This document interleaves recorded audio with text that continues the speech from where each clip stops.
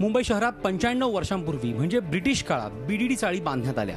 एवढी वर्ष लोटल्यावर आता या चाळींची अवस्था फारच बिकट झाली आहे। त्यामुळे चाळींचा पुनर्विकास व्हावा अशी सातत्याने मागणी होती। सरकारने पुनर्विकासाचा आराखडा तयार करायला सुरुवातही केली, मात्र केंद्राच्या जागेवर असल्यामुळे शिवडीमधल्या बीडीडी चाळींना यातून वगळण्यात आलंय। आता त्यांनी जी निविदा काढली त्या निविदेमध्ये त्यांनी स्पष्ट म्हटलंय की डिलाय रोड, वळली आणि नायगाव या तीन ह्या डेव्हलप होणार आहेत।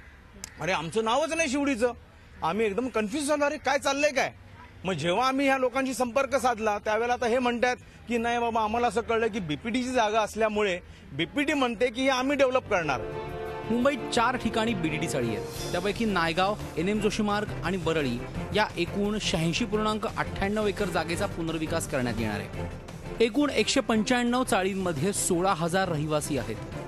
शिवडीतल्या 12 चाळींमध्ये 960 भाडेकरू राहतात। इतर चाळींचा पुनर्विकास होत असताना शिवडीतल्या चाळींना वगळणं चुकीचं असल्याचं मत रहिवाशांनी व्यक्त केलं। आमची जी काही माहिती आहे, जी काही रेकॉर्ड आहे तो महाराष्ट्र शासनाकडे म्हणजे PWDकडे आहे, मुंबई पोर्ट्सकडे नाहीये। मुंबई पोर्ट्सची फक्त जागा आहे।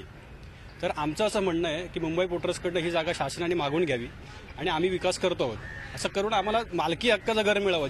केंद्रात आणि राज्यात सध्या भाजपचं सरकार आहे, त्यामुळे तातडीने या प्रश्नावर तोडगा काढावा अशी मागणी शिवडीतल्या बीडीडी चाळीतल्या रहिवाशांची आहे। माझ्या मागे असणाऱ्या शिवडीमधील या बीडीडी चाळींची अवस्था आज फारच बिकट आहे। त्यामुळे दुर्दैवाने एखादी घटना घडली आणि यामध्ये अनेकांचा जीव गेला तर याला जबाबदार कोण, केंद्र सरकार की राज्य सरकार, असा उद्विग्न सवाल इथले रहिवासी उपस्थित करतात आहे।